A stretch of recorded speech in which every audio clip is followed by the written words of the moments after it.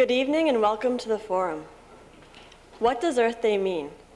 Does it mean a big celebration with bands, cotton candy, and neighborhood kids?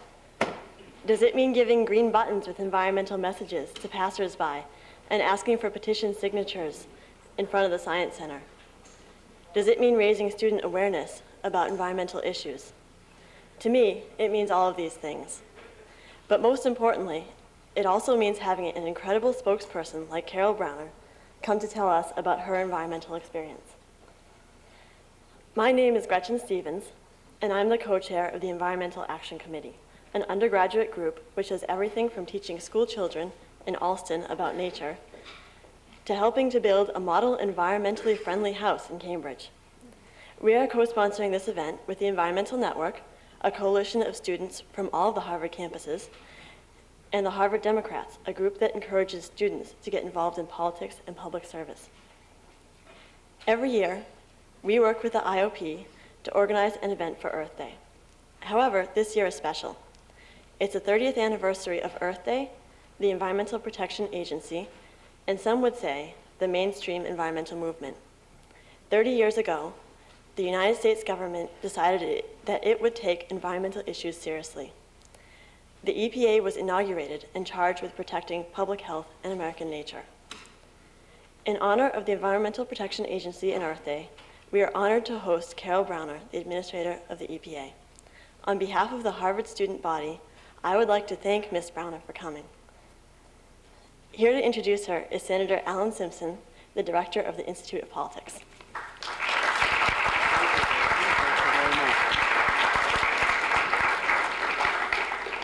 Thank you, Gretchen. I was just thinking Earth Day would be a good time to remove the mud from my sweater. But I'll get it later. It's hanging there. Nevertheless, these are the things, Carol. Well, I'm Al Simpson, the director of the Institute. And on behalf of the Kennedy School... well, that sounded pretty good. On behalf of the Kennedy School of Government, the Institute of Politics, and Harvard's Environmental Action Committee, we welcome our guests to the forum. Tonight, we join to talk about an issue that is not only a front-burner issue in Washington, but also a front-burner issue in every state and local community across the country. Front-burner meaning as an environmentally sound oven with proper venting of natural gas residue. I wanted to get that across there. Front burner. Sometimes contentious, often controversial, and unfortunately, sometimes partisan. I was there. And of course, let me remind my friends of the other faith that it was Richard Nixon during his administration when it started. Don't throw anything? No? The redoubtable Richard Nixon was the President of the United States. How much he had to do with it, I do not know. But you recall Nixon had some views about this community of Cambridge. He was asked if he had ever visited a communist country, and he replied, just one, the People's Republic of Cambridge. And I didn't say it, Nixon did. Did you write this stuff, White? Oh, no, where is he? Yeah, I heard him back there. Tonight, we're greatly pleased and honored to have the nation's top environmental official join us, not only for the 30th anniversary of the Environmental Protection Agency, but also the 30th anniversary of Earth Day, as Gretchen has told you. Carol was appointed by President Clinton in January of '93. She's now the longest-serving administrator in EPA history. This is one of Washington's toughest jobs. I have seen them come and go. And I saw some who were totally partisan and could not make the agency work. She came during my tenure. I found her to be extraordinarily fair, firm, accessible, a listener, and a very pleasant person to do business with. She is responsible for protecting the nation's public health and the environment by safeguarding the nation's air, water, and land from harmful pollution. She is focused on providing Americans with real everyday benefits, fresh air to breathe, clean water to drink, safe food to eat, and revitalized communities. In '99, she announced new clean air standards for cars, trucks, and gasoline, which will require every vehicle on American roads to produce less air pollution and lead to a reduction of almost 50 million tons of smog-causing air pollution.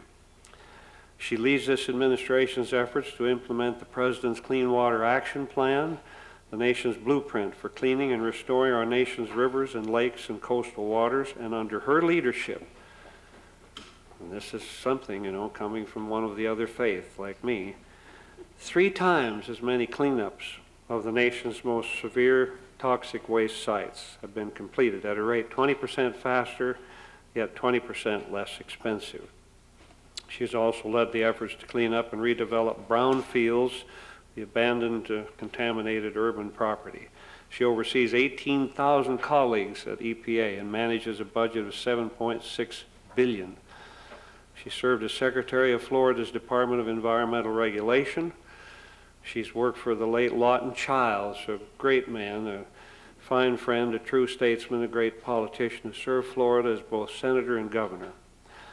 And I can only just describe one situation that shows you the anguish of the job. Bill Ruckelshaus was discussing radon with his staff. And he said, how come I got a guy like you and a person like you, guy and gal, that are telling me absolutely the opposite? And you have some of the finest scientific training in the world, and you're sitting here, one at one end of the couch and one at the other, one telling me that radon, if an antelope stepped over it, he'd be sterilized and fall dead in 20 seconds, and another one saying, well, if they eat the grass with the radon in it, they can spring from precipice to precipice and hop all over through, you know, breeding through 5 continents. And he said, that's what I got to listen to. And that's what Carol is nodding her head about. This is a grand woman, and Ann and I came to know her. She's a gracious, wonderful administrator, and it's my honor and distinct privilege to introduce the administrator of the Environmental Protection Agency, Carol Browner.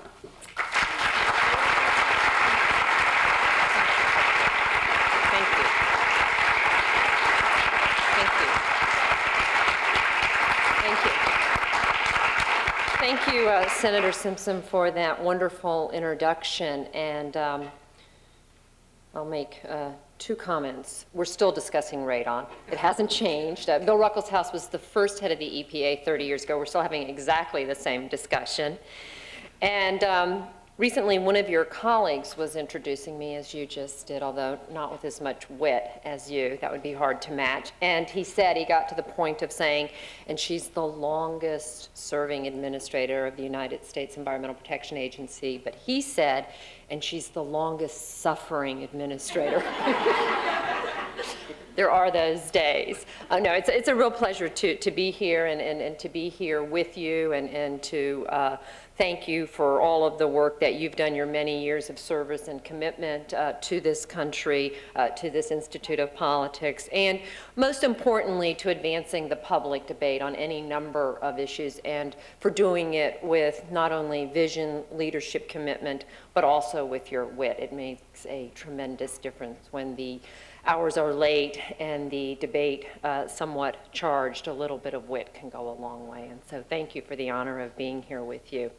Let me also thank the Environmental Action Committee. Let me thank Gretchen Stevens for inviting me to be here today. Let me thank all of you who give of your time to this issue of public health and environmental protection for your commitment, your passion, and especially your dedication to the proposition that raising awareness about environmental issues is as vital a task today as it has ever been. As you well know, this is, in fact, the 30th anniversary of the first Earth Day. This week, on Saturday, we will celebrate that 30th anniversary. Really a landmark event in the modern environmental movement.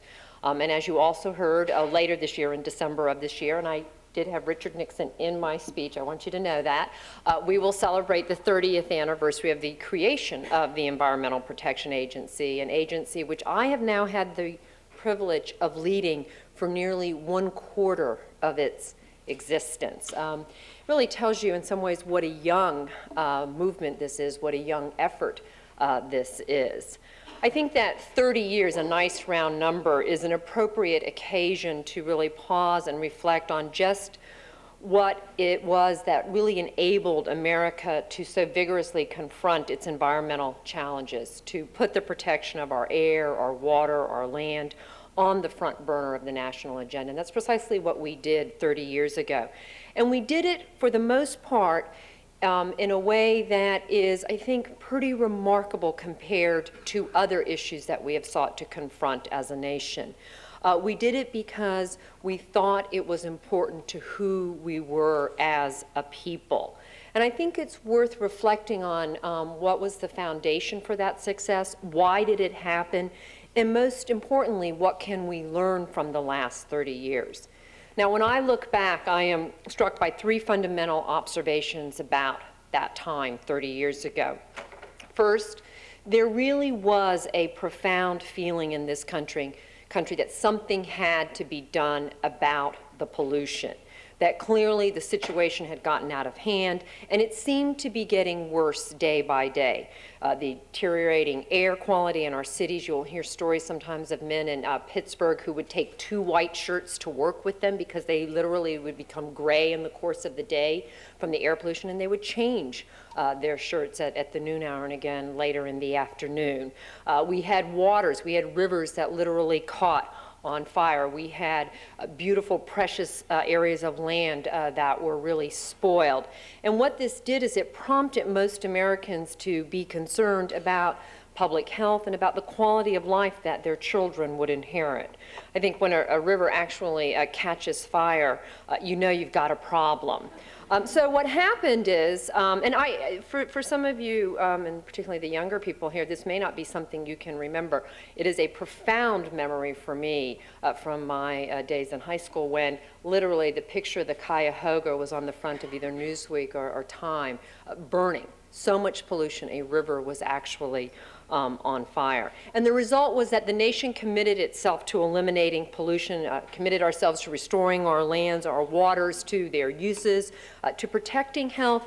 And interestingly enough, we made this commitment without regard to cost, and we made this commitment not really knowing how we were going to fulfill this commitment, how we were actually going to deliver on this promise of protecting our environment.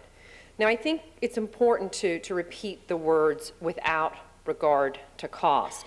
This really represented a sea change in our nation's approach to environmental protection. There had been efforts previously, but from that point forward 30 years ago, the goal would be to eliminate harmful pollution, and we would begin by recognizing that there was no intrinsic right to pollute, that these were shared resources and there was no intrinsic right for anybody to pollute these shared resources.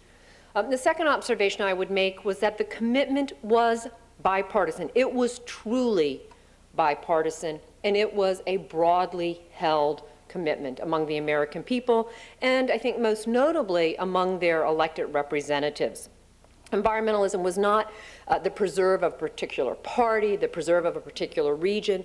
The commitment was a shared one. Third, as I said before, we didn't know exactly how we would resolve these daunting environmental problems. No one had all the answers. We still don't have some of the answers today, but that didn't stop the effort.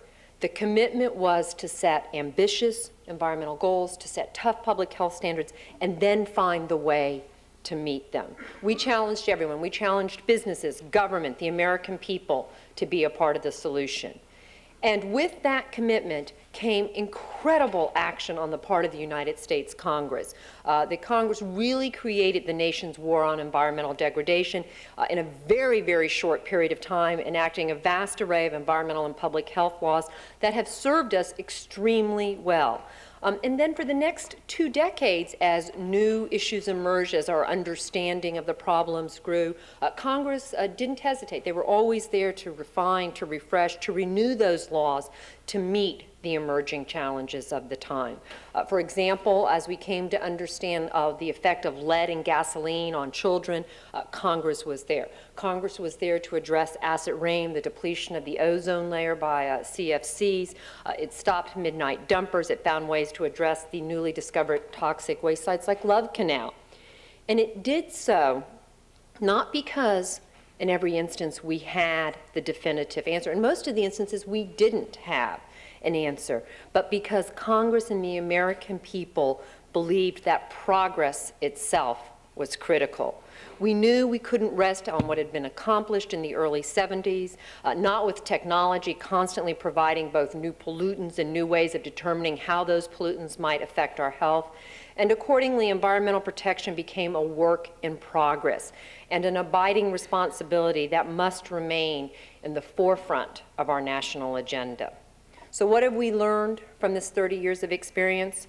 We've learned that protecting public health and the environment is a worthy objective, that our efforts can have a profound effect on reducing disease, improving our quality of life, and that as a nation we are far better for having engaged in this effort. We've learned that industry can, in fact, bear the responsibility for cleaning up its own pollution and do it in a cost-effective way. We've also learned that protecting the environment doesn't mean sacrificing the country's economic progress, that the two actually go hand in hand.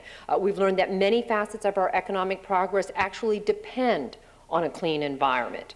Today, we have many corporations out there who want to be green simply because they believe that is a good business decision for them. In most instances, what they're doing is actually integrating environmental protection into their plans right from the start. And for the most part, state governments have better environmental protection and enforcement capabilities than anyone ever dreamed possible when we began 30 years ago. But having said all of this and having recognized all of the progress that we've made as a country, and it is worthy of recognition, I believe that there is something missing and that there really is something wrong. And I have come to really question whether we are living up to our historic national commitment to protecting public health and the environment. And let me explain why I question that. It has been a full decade since we had the last real, thoughtful congressional debate on the Clean Air Act. It has been 13 years since Congress took up the Clean Water Act. It has been 14 years since there was a fresh look at the nation's toxic waste cleanup laws. I think we are best served in this effort of public health and environmental protection when the Congress engages in a thoughtful, thorough debate, amends the laws, and allows us to move forward. Now, why do we need to constantly amend our environmental statutes? Certainly, the science continues to show the need for these laws, their protections, and most importantly, their continual improvement. And the public continues to demand strong environmental protections. I just mentioned to the Senator, there was a survey, a Pew survey released last week. It found that more than 2/3 of the respondents have a favorable view today of the Environmental Protection Agency, compared to only 48% who have a favorable view of the federal government as a whole. 68% have a favorable view of EPA, only 48% of the public. A recent Roper survey continued to find strong support for environmental protection. More than 60% of Americans believe that environmental protection is fully reconcilable with economic progress, and 70% favor environmental protection over development if a choice actually has to be made. But as I think is true with many areas of public policies, today's environmental challenge and the issues are not as easy as the issues of 30 years ago. They cannot be simply illustrated by a burning river, dirty smokestacks, open sewage pits, things that you could take a picture of, put in the newspaper, put on television, and thereby spur people and their representatives to action. Rather, today's scientific questions are more subtle, they're more complex, but I would say to you they are no less important to our future and to our children's future. Global warming. It's very hard to take a picture of global warming. The world scientific community is saying time in and time out in no uncertain terms that for the first time in the history of the world, pollution from human activity is in fact changing the Earth's climate. The projected impact on weather pattern amounts to an alarming legacy for our children. It is not as if you have to go out and find the pipe that is discharging the raw sewage into your local river. Once the ocean starts to rise, there's no engineer that can turn back the salt water that will infiltrate our freshwater supplies. Science also tells us that despite years of progress, the cleanup of our urban air is not complete, that we have to do more. The pollution of our rivers, lakes, our coastal areas, particularly our drinking water supplies, now come from not a few sources, but many sources. You know, it probably always came from many sources, but we couldn't see it. We didn't know. The science wasn't yet available. The loss of wetlands to development is proving to have an enormous impact on water quality. I come from South Florida. In the 50s, they were draining it. They were concreting it over. They were filling it in as quickly as possible. We didn't know. Today, the effects of that, water shortages, saltwater intrusion into freshwater supplies. We are now beginning to see evidence that the cumulative effect of chemical pollution in our environment may have a particular impact on sensitive individuals. Children are not just little adults. They breathe more air per pound of body weight, they drink more water, they eat more food, they play on the ground, they put their hands in their mouth. We still don't understand why we are experiencing a childhood asthma epidemic in the United States. Asthma is now the single largest cause of childhood hospital admissions in the United States. Despite all of our progress, there's still a lot to be done. And I think these are just a few examples of how complex the challenges are today, while the solutions have become decreasingly simplistic. It's no longer black, white, yes, no. I believe it, and Senator, this is very important to me. I say this regardless of who may be in control of the Congress.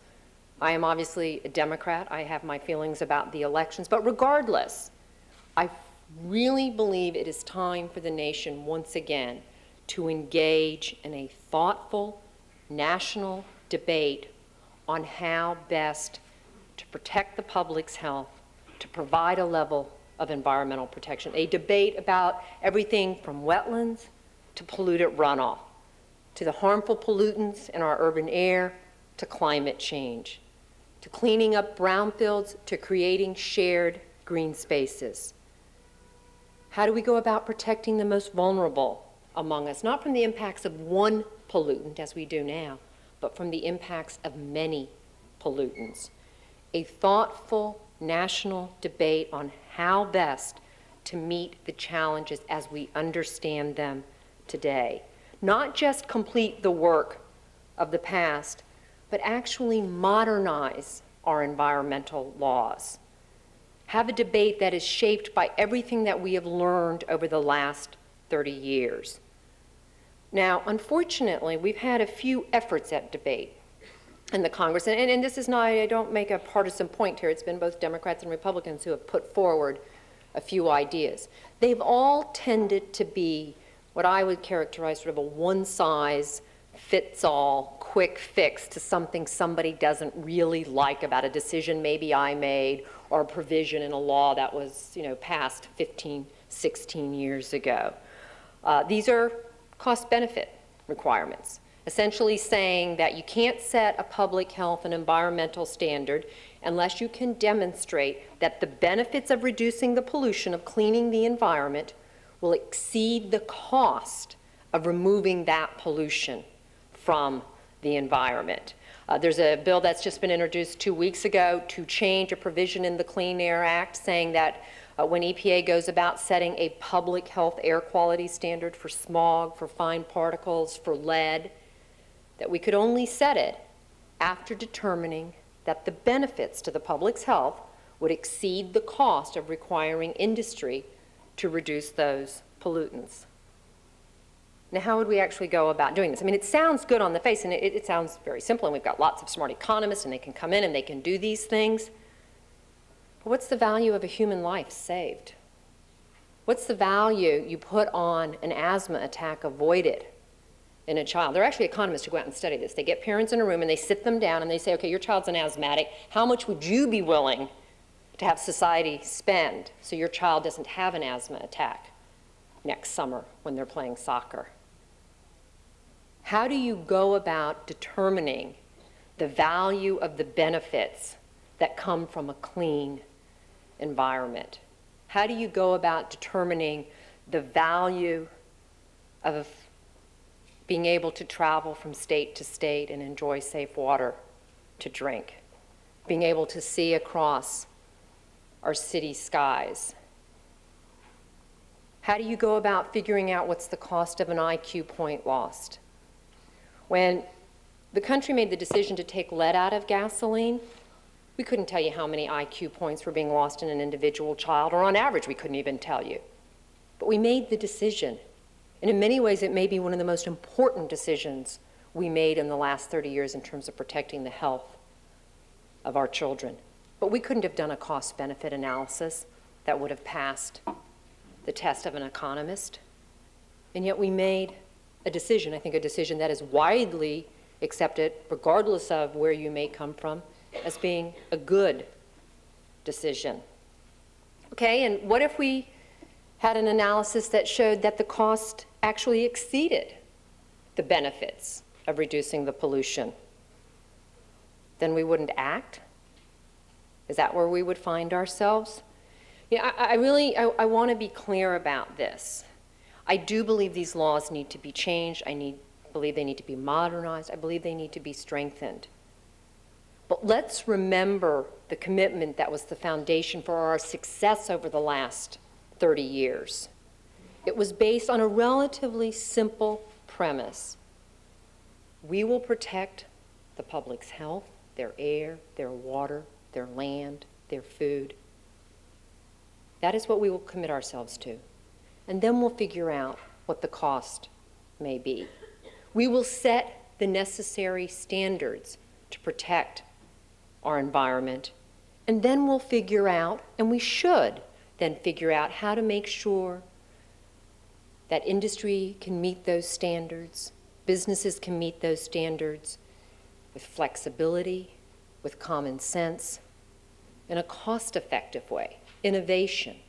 There are better solutions today than there were 10, 15, 20 years ago. You know, if you go back and you look at the record of public health and environmental protection in this country, if you look at all of the documents, the hearing testimony, the congressional committee reports, all of the legislation that was passed, it really was bipartisan. And most importantly, it's really worked. The actions that we've been able to take at the Environmental Protection Agency because of the work of Congress has brought enormous benefits to the people of this country. And those who predicted that the economic costs would ruin American industries, that hasn't proven to be true. In fact, it's a great American success story. Industry after industry actually rose to the challenge and found better ways to go about meeting the challenge of public health and environmental protection. When Congress passed the law banning CFCs, which cause the upper ozone hole to grow, I was a young staff person working in the United States Senate on the floor of the Senate. And day after day, and Senator, you may remember this in the 1990 debate, people took to the floor and said it couldn't be done, it couldn't be done. Industry said it couldn't be done. These senators were simply repeating what they were hearing. And there was no replacement yet. The scientists said they weren't sure they could come up with a replacement for these chemicals.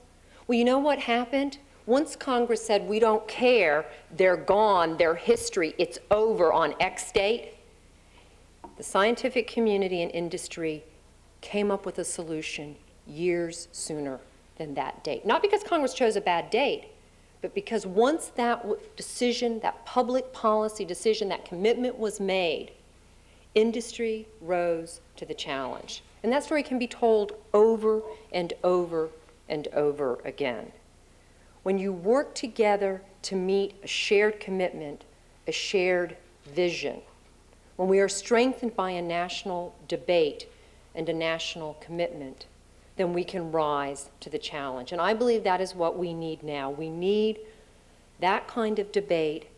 We need that kind of leadership. And with that kind of commitment, we can, in fact, meet these even more difficult challenges like climate change.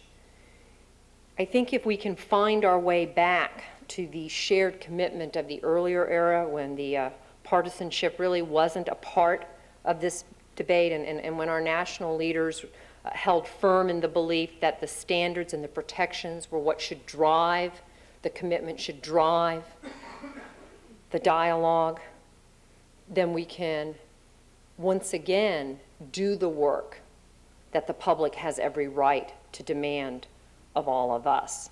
That we can, in fact, be honest to the sacred trust that formed this commitment 30 years ago. We've got to start talking about this. We've got to begin the debate. Now, I'm the optimist. You would think after 7.5 years at EPA I might not be, but I am. I think it's going to happen, and let me tell you why. I think the public really cares about the quality of life. They care about the air they breathe, the water they drink. And you can talk about the polls, and all the polls show overwhelming support for strengthening public health and environmental protections. Let me tell you about something that's happening at EPA. We have a website. Maybe some of you have visited it. When I came to EPA 7.5 years ago, we got about 500,000 visits a month. This is the public. This isn't EPA. This is the public coming to our website to learn about their environment, their community. How many do you think we get per month now? Any guess? We started at 500,000 7 years ago. Just a guess. Okay, 52 million a month. 52 million a month. Probably no one was going to be close. But you know what that tells me? It tells me there's a lot of people out there, that there's really a virtual community of environmentally aware people. Perhaps they're activists, perhaps they're students, perhaps they're a business leader thinking about how to go about doing their best to protect the environment. I think it is absolutely clear that public awareness and understanding are essential keys to the progress that we need to make. There is no doubt in my mind that when a local community becomes involved in a public health and environmental decision, when they understand the complicated issue, when they understand the choices, they will inevitably make a far better decision than government or distant bureaucracy can make. They will make the decision to set the tough standards, to provide the protection, and then they'll find the way to meet those standards. It happens day in and day out. I think Earth Day provides us all with an opportunity to really revitalize the spirit and the commitment of the first Earth Day.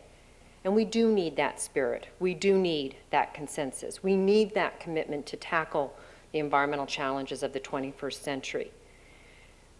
That is what really has inspired me in public service, the idea that men and women in our government could set aside their everyday political differences, their disputes, be they Democrats, Republicans, whatever, and that they could come together and make a lasting contribution to our country and to our quality of life.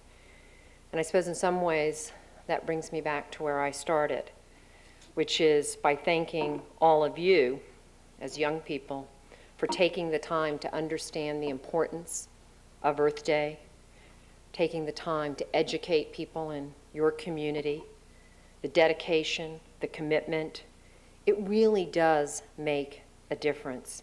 Protecting our environment is not something that the Environmental Protection Agency can do on its own. It ultimately takes each and every one of us. And so in closing, let me thank Gretchen and all of her friends, colleagues in the organization for what you are doing. And let us use this, the 30th anniversary of Earth Day, to ensure that future Earth Days are not merely observations of a bygone era, but rather a time for renewing our commitment to building a better world and to reviewing everything that we have accomplished in just the last year and what we commit ourselves to in the next year. Thank you all for the opportunity to be here. Begin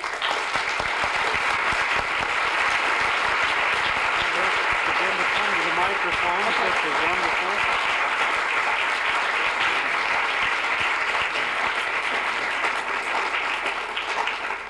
Thank you so much.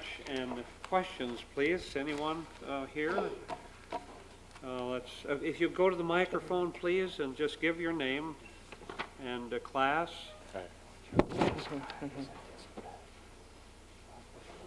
Hello, my name is Chris Fox. I'm a Harvard Divinity School student, and I'm working with a group called Harvard Students United for Action on Climate Change. Oh, good. And we're encouraging Harvard University President Rudenstine to make a commitment to the Kyoto Now campaign. The Kyoto Protocol requires a reduction of greenhouse gas emissions by 7% below the 1990 levels. And so any advice you have on how universities could reduce their greenhouse gas emissions, examples of companies that have made this commitment or others? Two quick thoughts, and actually we'd be happy to share with you more of the work we're familiar with, but two quick thoughts. One is the incredible opportunities for energy efficiency. EPA runs a very, very successful program. It's not a traditional regulatory program. We don't yet have authority to set standards for greenhouse gases that will require action by Congress. That is one of the debates we need to have in this country. But we do partner with the business community to increase energy efficiency, and there are tremendous opportunities, for example, through our Green Lights program. We just did a deal with the Empire State Building, with the Sears Tower to achieve 20–30% energy reductions, and we've done it with a number of universities. In fact, for all of you who use a computer, this is a great example of a government-private partnership. You know, when you walk away from a computer, it goes to sleep. You come back, you hit a button, it comes on. That was actually designed by EPA scientists working with industry, and it has a dramatic effect on the amount of energy that your individual computer is using. So energy efficiency, we have other programs like WasteWise. Some of the large, very, very large companies out there are even going so far. United Technologies would be one example of very, very large multinational corporation to do what I think is really quite impressive, a very, very thorough review of all of their greenhouse gas emissions, even in the case of United Technologies, down to the point of figuring out how many miles they fly. They add up all of the airplane tickets, the miles traveled by the employees of the company, because all of those miles bring with them some greenhouse gas emissions. And then once they've gotten that complete inventory from travel to driving to work to their factories, they're going to begin a program of reductions, and they're going to use, like we did in the Asset Rain program, emissions credit trading. So facilities can trade across facilities, units can trade across units, and if they're half as successful as we were in the Asset Rain program, the cost of actually getting the level of reductions will be far less than they originally anticipated. For those of you who may not know, this is a real success story, and this is the kind of thing we would like to bring to the climate change challenge, but we will need Congress to do this. The Asset Rain program was actually done through a systems of emission credit trading. Companies that were generating the pollutants that contribute to acid rain were handed credits, essentially, pollution credits, not enough to meet all of their current pollution levels, and then they could trade them. They could sell if they were going to get more reductions, and they could make a little bit of money off of the fact that they were going to achieve greater pollution reductions. If perhaps they couldn't achieve as greater reductions, they would buy. When the program was originally envisioned, what all the economists said is it would cost about $1,000 per ton of pollution reduction. $1,000 per ton. It's trading today on the Chicago Board of Trade, I think, for $78 a ton. In fact, you can buy one, and since you probably don't generate acid rain, you can simply retire it. And that means there's fewer credits for the businesses who might need the credits, and they just have to live within that reality. In fact, one year the president gave his daughter, for her birthday, credits. He bought the credits and retired them. It's what apparently she asked for. So those kind of programs are starting to be developed on the business, and I think some of the universities, and we'd be happy to work with you on some of those programs. Yes. Hi, my name is James Williamson, and I'm an activist, among other things, here in Cambridge. I've just come back from Washington, D.C., where I was doing my best to reduce automobile emissions and other emissions in the vicinity of the World Bank and the IMF yesterday morning. Yes, I noticed they closed down our building. People couldn't drive to work today. Yeah, but we weren't successful in reducing some of the gas emissions. When I arrived, there was been workshops, teach-ins, debates, a lot of really amazing activity. And when I arrived, I just happened upon a press conference at the Capitol Thursday. The Clean Air Coalition, I forget the exact name, was releasing their lethal air report, criticizing what's happened since deregulation of the utilities. Interesting, and I call it to your attention, I commend it to you. But what I wanted to ask you about myself, there was a lot of work about environmental issues that was brought forward these last several days. two quick issues. The accession of China to the WTO was characterized in a recent talk here by the former head of the resident mission of the World Bank in China as being good for China environmentally, and then he proceeded to talk about liberalization of financial services and how great it would be because foreign banks would be able to make automobile loans in China. Didn't sound like it would be very good for the environment. So could you address the environmental impacts in China? And secondly, one of the issues that was raised was that 55% of World Bank loans are involved in fossil fuels. And someone taught us how to do the chant, World Bank, get your ass out of mining oil and gas. So could you address that critique of World Bank? Yeah, I'm not, I have to admit, an expert on World Bank lending policies, although I think that across the administration over the last several years, really since the beginning of the administration, there's been a recognition that the World Bank policies, and we are one country to the World Bank, did need to be changed, and they did need to take into account environmental consequences. I think everyone would agree that the changes are slow in coming and need to be made more significant and more rapid. With respect to China, I was actually in China a year ago, and you know, it is just stunning the amounts of air pollution. I mean, you wake up in the morning and you look out your hotel and you literally can't see in some of the cities the building across the street. I will tell you what I believe about this. I believe that bringing China into the modern world, into the modern trading, the global trading world, creates opportunities for upgrading their environmental standards. Standards isn't really the right word because I don't even know if you would go so far as to say they yet have the kind of environmental standards, the regulatory structure that we have. I don't think they really do. But also for making investments in the technologies that will bring with it improvements in things like air quality. And to go back to the gentleman's question on Kyoto, I mean, the truth of the matter is, and one of the reasons the administration has been very clear, though the president has signed Kyoto, the Kyoto Protocol, it has not yet been sent up to Congress because we believe that the actual agreement fell short in terms of bringing developing countries into the fold. And it will be extremely important for the Earth, for the globe, if we are going to address the problem of climate change, to bring countries like China into that, particularly when you're dealing with an environmental problem that where it is generated is not all that important because it is a global problem and a solution anywhere in the world will benefit the world as a whole. And so I certainly think that the administration's recognition that you have to bring China, you have to bring India, you have to bring the developing countries into Kyoto and make them a part of the agreement will be not just good for the world in terms of climate change, but with it will come tremendous benefits for China in terms of the air they're breathing. I mean, if you're going to build a power plant in China today and you build it with the modern state-of-the-art technology that we're now developing and that other countries are developing, it's not unique to the United States, you can bring with it not simply greenhouse gas reductions, but you can also bring with it NOx and SOx and other kinds of immediate improvements in terms of the public's health in China. Just to clarify, the issue was the permanent. Just to clarify, not to pursue it. I gave you 2 questions, and you respect our operation. Okay, I just wanted to clarify. That's it? I misspoke. And this young man right here. Okay. Thank you. I'm an undergraduate student at Brandeis University, interested in environmental science, and an activist in the Boston community. And recently we had an event here in Boston called Biodevastation 2000, and I attended the conference that was at Northeastern as well as the Rally Festival and the March. And I found it a very educational experience. I think it's on the minds of a lot of people. And so my question is, I learned about how this genetic engineering technology is cutting down on biodiversity in farm production, and how this can possibly have adverse effects on the environment that we don't even totally understand. So and that the FDA has largely failed to regulate the food side of genetically modified foods.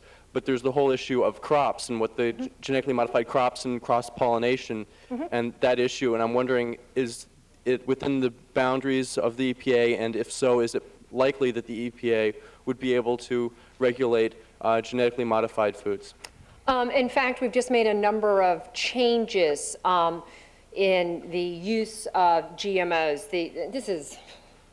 Here's a good example of where the laws are not quite in keeping with where the science may be taking us. EPA has authority to regulate pesticides. We don't regulate food. We regulate pesticides, herbicides, fungicides that may be used on your food. So if a seed is modified so that a pesticide is actually, the plant becomes pest resistant and therefore you don't have to spray thousands of gallons of some kind of chemical on the crop, you need an EPA registration, and it is subject to all of the reviews and all of the limitations that we place on other chemicals. We are working very closely with the National Academy of Sciences. We, for example, made adjustments in certain types of planting regimes because of the monarch butterfly studies that came out from Cornell and some other institutions recently. This is an emerging area. It's an area that requires us to be very conscious of changes.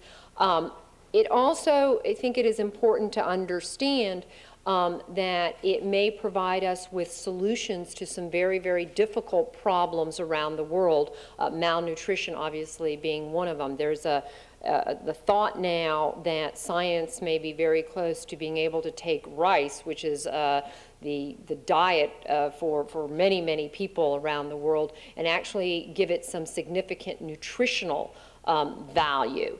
And thereby address some very serious problems associated with malnutrition and the lack of vitamins in the diets of literally hundreds of millions of people around the world. And so I think for all of us, the real tension here is how to realize what may be the benefits in the same way that we realize the benefits of genetic engineering in our pharmaceuticals, and really large numbers of people benefit dramatically from some of those advances, how to realize the benefits that may come from enhancing some of our basic crops, from decreasing the amount of pesticides that are sprayed, which brings with it all kinds of issues of air pollution, water pollution, worker safety, but at the same time be constantly vigilant as the science brings us new issues and new questions and make the appropriate adjustments. And that's what we've been doing at EPA. Hi, my name is Cynthia Giles. I'm a mid-career student here at the Kennedy School. I'm interested in your opinion on what the relative roles of the state and federal government should be in environmental protection, and how your view has been affected, if it has, by what has happened in some states since the '94 elections. Well, that's a good question. I used to say that I felt like, and I'd been at the state level and then I was at the federal level, that in many ways the relationship between the federal environmental agencies and the state environmental agencies was something like an arranged marriage, and that we should stay together for the children and work out our differences. I stopped saying that when one of the state directors walked over, called me a bride, and kissed me in front of about 20 senators and 30 cameras. But in many ways, I think you need both, and I think we benefit from both. I think we benefit when there's a third level, which is local government involvement. I think the trick is, the key to success is figuring out what each of us does best. So, for example, I don't think anyone would really think it practical to have 50 states each doing the multi-million-dollar scientific research that goes into setting a standard for drinking water. Cryptosporidium, it killed 100 people in Milwaukee. Clearly, we need a national program. We're having outbreaks in other parts of the country. It's going to probably cost us $10, $15 million to do all of that work. Why would you replicate it 50 times over? So I think there are certain issues. Air pollution, it travels across state boundaries. You need national standards. You need a national backstop. I think there are other instances where the states bring some particular expertise, and the fact that they are on the ground in the way that we could never ever hope to be is extremely important. Where this gets really, really complicated, and we've had our fair share of this over the last several years, is if you have a state, and again, I don't want to pick Democrat, Republican, because it's happened in both instances, that decides, or maybe a state legislature that decides, we're just not going to fund the environmental programs anymore. Most of the work that goes on in this country, even at the state level, goes on under federal laws. We hand them the authority to function on the day-to-day basis, and therefore they are required to meet a level of activity, to perform a certain type of activity. And the system really is premised on the fact that they will use this authority accordingly. Now, we've been fortunate so far where we've faced some of these problems to kind of piece them together and get over the bad year, and then the legislature comes back and fixes the problem, or a governor makes a different decision. But I don't think it's going to change, and I think it's going to take that real back and forth on an ongoing basis between the states and the federal government. We've really tried to strengthen the relationship. Let me put it this way. I don't know that they would use the word strengthen, but what we've tried to do is build an honest back and forth to really have that kind of dialogue. And a great example of where it just worked in a hugely successful way, the Senator mentioned this, was in December when we set the new, not just car standards, but the new SUV standards and the new fuel standards. And we worked really closely with the states who will get the air pollution benefits, and they need them, to understand exactly what they needed. Then we worked with the car guys, we worked with the American Lung Association. I mean, we worked with everybody, and we came forward with a program very, very aggressive. It's the first time ever the EPA has set both car standards and fuel standards in one move. It's the first time ever we brought SUVs into the car standards and then dropped the whole thing significantly. And we did that in a really cooperative way with the states. And as of last Monday, none of the states had even sued us over it. They were actually supporting it, which, unlike some of our air pollution, you know, we have this great thing going on where the Midwest sues us over all the air pollution stuff we do for you guys. But I think it's a tough relationship. You have to keep working on it. There are a lot of them here. They'd love to ask questions, so if you can. Hi, my name is John Daggett from the Kennedy School. Ms. Browner, my question is, do you believe that the EPA's funding and priorities will be significantly changed if a Republican administration is elected in November? Yes and no. It is very hard, and in some ways I'll go back to what happened during the Contract with America episode of several years ago. I think it is very hard for any elected official today to simply turn their backs on public health and environmental protection. That will not be tolerated. It absolutely will not be tolerated, and that's what we saw. You know, the Congress shut EPA down twice. We were the source of all kinds of limitations on our authority to act. Eventually, all of it was lifted. The president stood firm. He vetoed bills. We prevailed. But I think not just because of the president's commitment, but because of the public's commitment, you haven't seen that kind of attack. Now, the truth of the matter is a lot of the people who led that attack still have the same beliefs they had. They think the air's just plenty clean. They think the water's safe, and would the EPA kindly go away? You know, the job was started 30 years ago, and it's done, and we'll check it off our national to-do list. I think that the problem with the work we do at the EPA is there are lots of ways to mess with it behind the scenes and to do real damage to it. So for example, when we were doing the car standards, maybe somebody wouldn't have done the SUV standards. Why not? They've never been done before. You'd still be doing something good, you just wouldn't be doing as much good. Or the idea that I had to do cars and fuels together because, you know, what comes out of your tailpipe is a factor of how they build the engine, the catalytic converter, and the fuel you put in. So why not look at both together? No law said you had to look at them together. There was no requirement to set the standards together. So I think that there's a lot of the work that goes on in our decision-making process that is genuinely impacted by the president, by the vice president, and by their commitment to making tough decisions. And I think that would be impacted. I'll give you another example. Every administrator since 1986, every administration since 1986 had the right to expand the toxics release inventory, the TRI program, the public right to know program, the benchmark program of public right to know. They never did it. This administration did it because we believed you had a right to know. We doubled the chemicals, and this year we're adding 8 new industry sectors requiring them to fully report their toxic emissions. Everybody before us could have done it. So you can simply not do things. You can simply do less, and with that will come environmental and public health consequences, and I think that would be the difference. Right here, please. Thank you for that great talk, Ms. Browner. My name is Amir Ataran. I'm an international health fellow here and also an environmental litigator in Canada. Have you sued us? I haven't sued you. That would I'm distinguish on the you other from side of the everybody board. else. I very much appreciated your theme that the early successes of the EPA were owing to people's own sentiments that environmental problems needed to be solved. And so I'm sure you'll appreciate that for environmental regulation to continue to be successful, government itself must foster a dialogue and a healthy way of encouraging citizens to bring forward their environmental complaints. You might be aware of a mechanism in NAFTA, in the side agreement, that allows citizens to complain to the NAFTA Secretariat when their governments aren't enforcing the laws. We have this problem very much up in Canada. And in Canada, what has happened is we filed numerous complaints that the government's not enforcing the Federal Fisheries Act. And Canada has sought, in adjudicating those complaints, to ensure that its own submissions are secret. And as a lawyer, I cannot defend my clients if the other side gets to make their submissions in secret and I don't get to see them. Now, for Canada to do that, yes, I do. For Canada to do that, they need the support of all three environmental leaders in Mexico, the US, and Canada. Can you assure me that the US will not allow the private complaints mechanism to be conducted behind closed doors? My basic philosophy in this, the WTO, you name it, is all of this stuff should be public.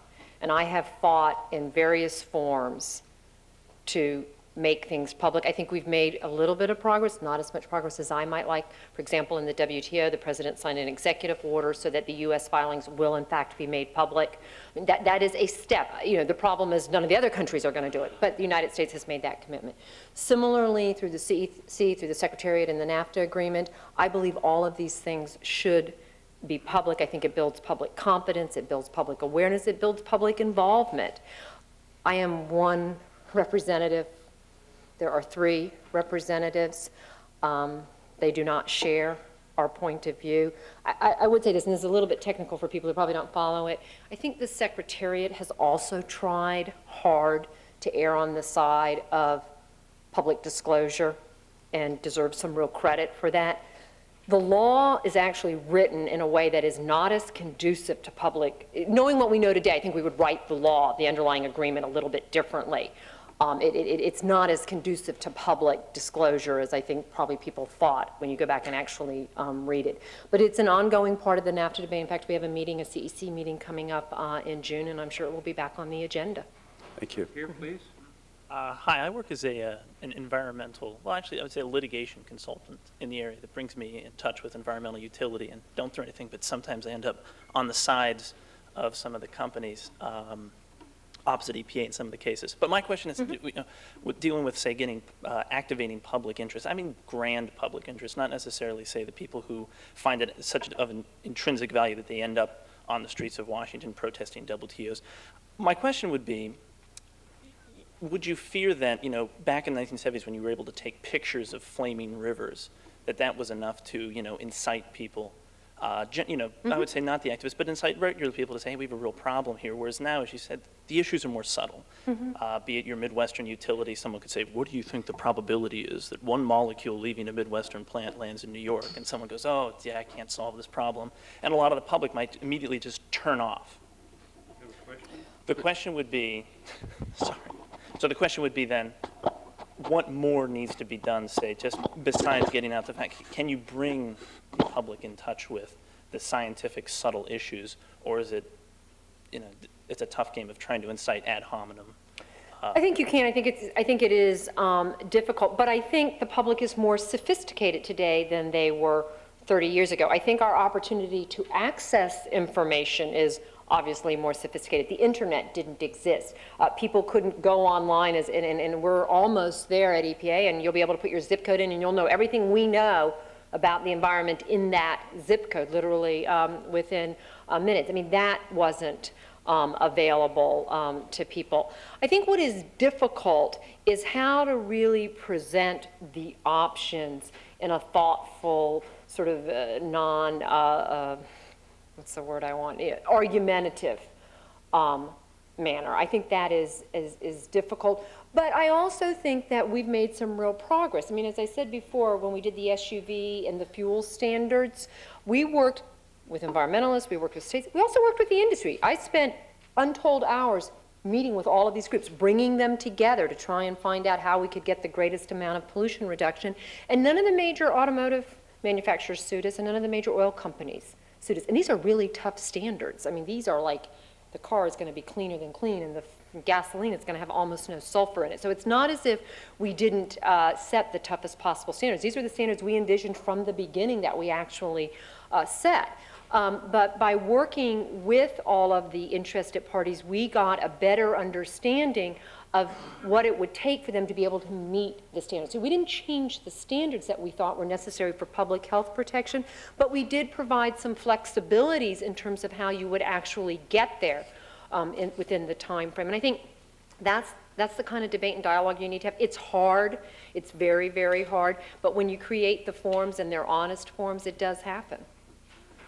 Steve Helfer, I'm a staff member at the law school.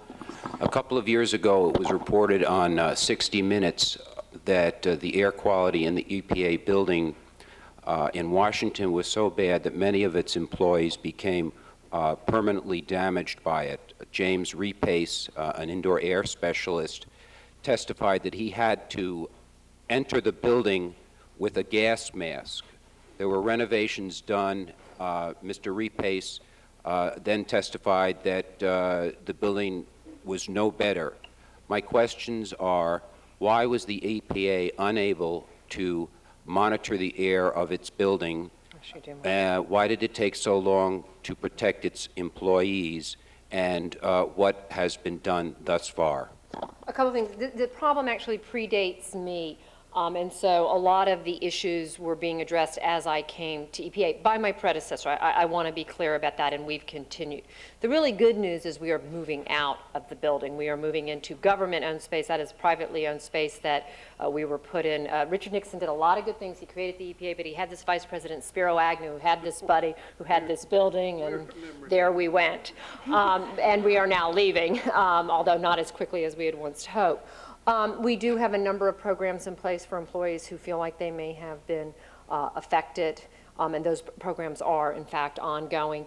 As we've moved into our new space, which is not actually brand new space, it's actually an old government building that we're moving into, we have worked very, very closely with both our labor unions and affected employees to make sure that everything we could do in terms of indoor quality has, in fact, been done. Some relatively simple things, but like when you buy carpeting, it off-gasses. We take steps to ensure that the off-gassing occurs outside of the building.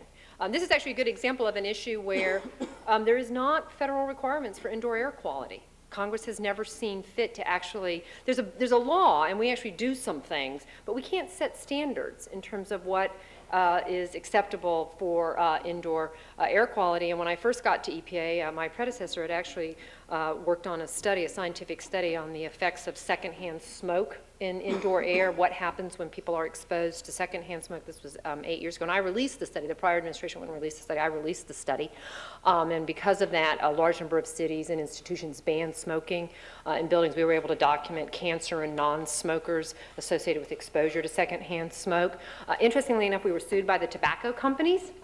We're still in litigation in North Carolina, where a judge said that even though we didn't set a single regulation, we didn't set a single rule, everyone admits that you can't find anything in the Federal Register saying, you know, people can't smoke in buildings, courtesy of the Environmental Protection Agency. All we did was put out a scientific report that it was de facto regulation, and therefore it was in violation of our authorities. Now, I mean, I think this is a great example of where a congressional debate, a congressional action could actually give us the kind of authority we need to move forward rather than tying us up in litigation year in and year out over an issue that every single scientific study since the date I released that has only been absolutely in concurrence with.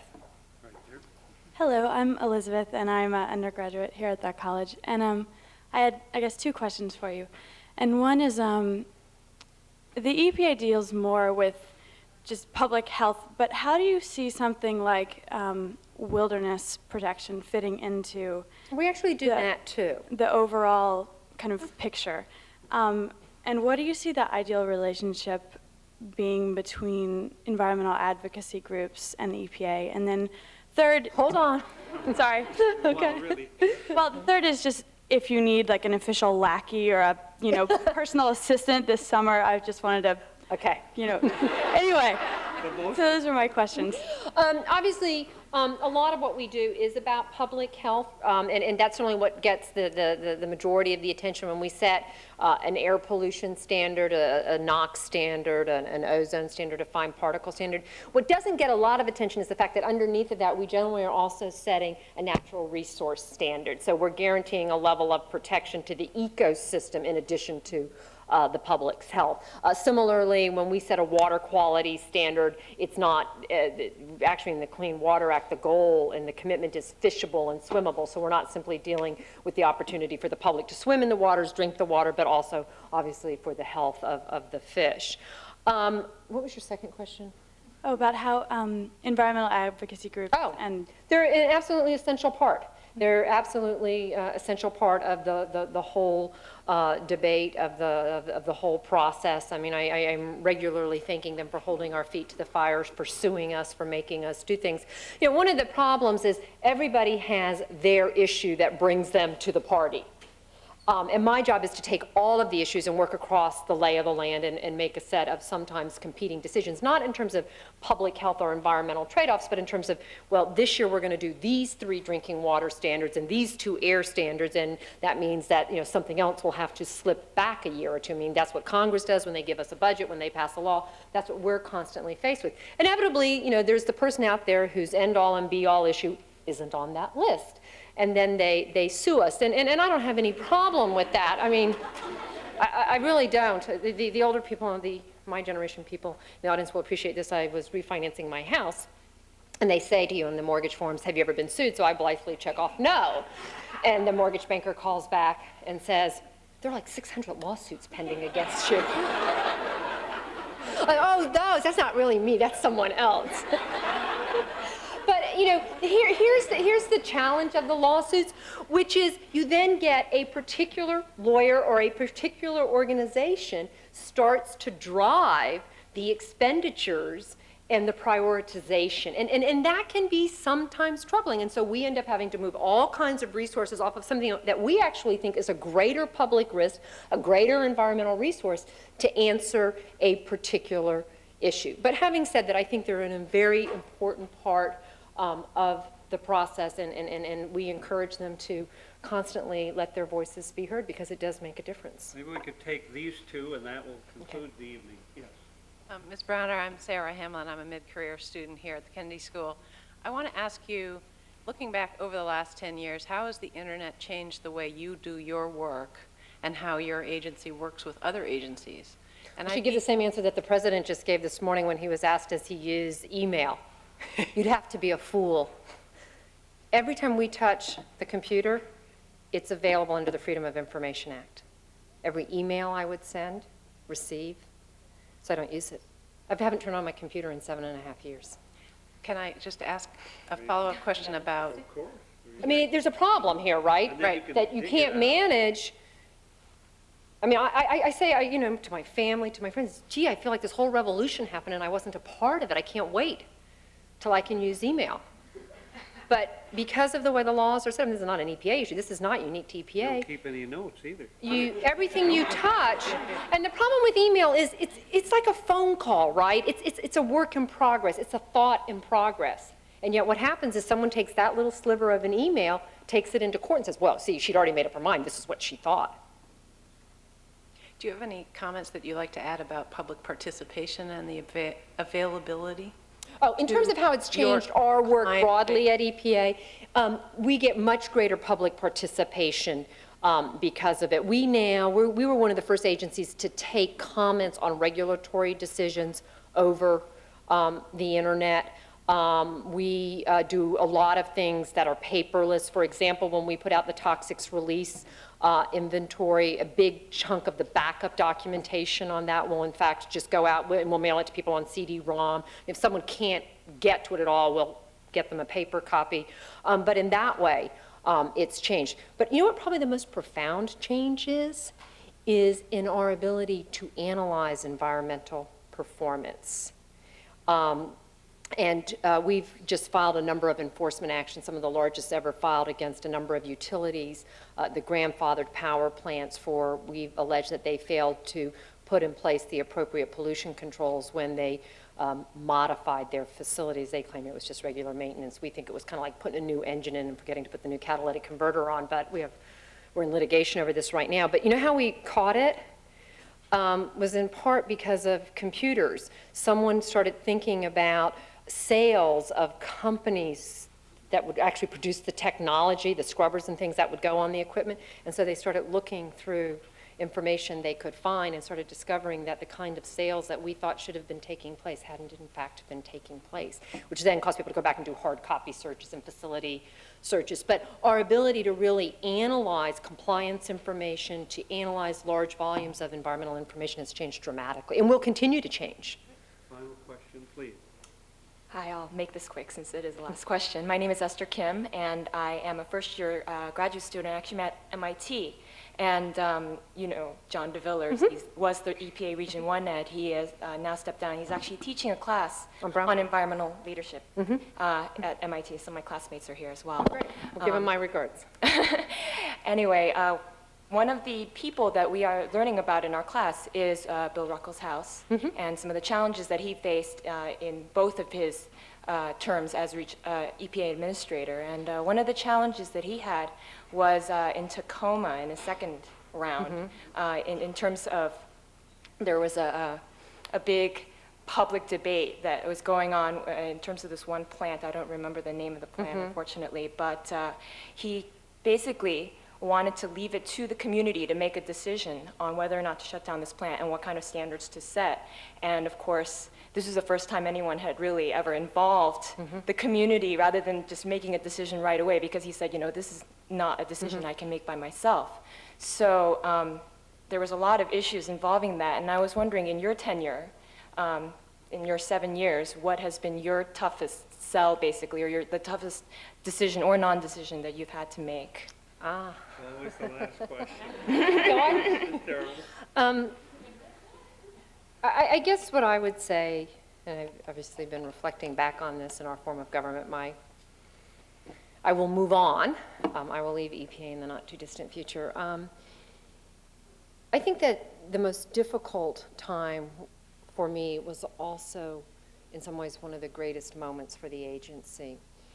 And it was when the contract with America and our shutdowns and the limitations on our authorities. It was awful. It was truly awful to go to work and only 10 of us would be there and try and understand how we would turn back this assault and, you know, to endure a particular member of Congress referring to our employees as the Gestapo. Very, very difficult time. But it made us stronger because we reached out to the public that we serve. And I think it's why today we enjoy a breadth of public support that we had not enjoyed for the better part of a decade. I think it's why we're one of the more popular government agencies. We realized that you couldn't expect the public to support what we were doing if we didn't engage them, if we didn't explain to them why we were making the particular decision that we were making. And so it was a very difficult time, but out of it came, I think, a great deal of understanding and a reinvigoration and commitment across the entire agency, not just on my part, but across the entire agency, to really reaching out to the public and engaging them. And I think for that, we are much, much better.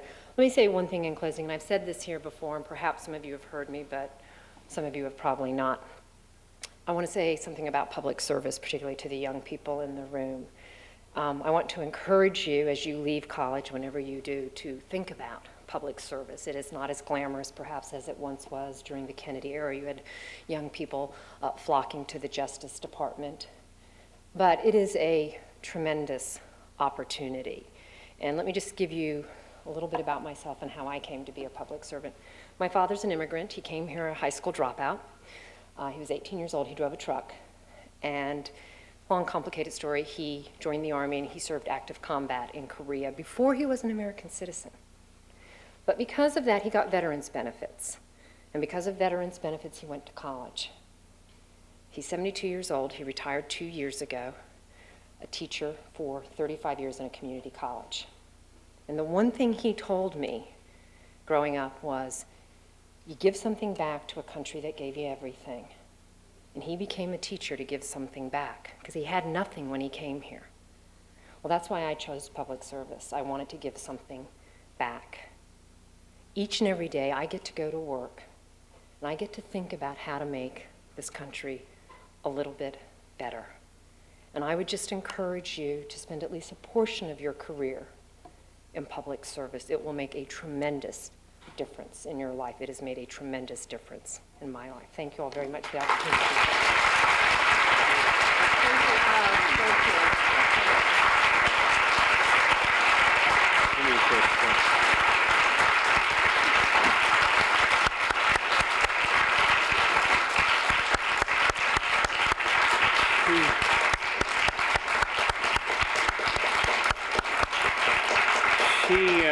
This remarkable person is too self-effacing. It's happened because of her. She sat down with these people. These people just lathered up, and she sat down with them, and it is her presence alone, and it is a government of laws and not men and women, but let me tell you, it's still a government of men and women. And she was a great person. She took what she really did. She took the stuff from the regulations, and then Ed Muskie put it into law, for he was the force. And Ed Muskie would be very proud of you, because you took just the amoeba and he put the law together, and you've administered it. You're a very vital and energetic and honest broker, whether people agree with you or not. And this is a serious issue, and you work with everybody with grace and patience. I did not always do that. In fact, there was a sign, I was campaigning, it said, "Farmers to hear pest talk." This guy was standing there, he said, "I heard Simpson last week." Think about it when you get home. Anyway, Carol, thank you very much.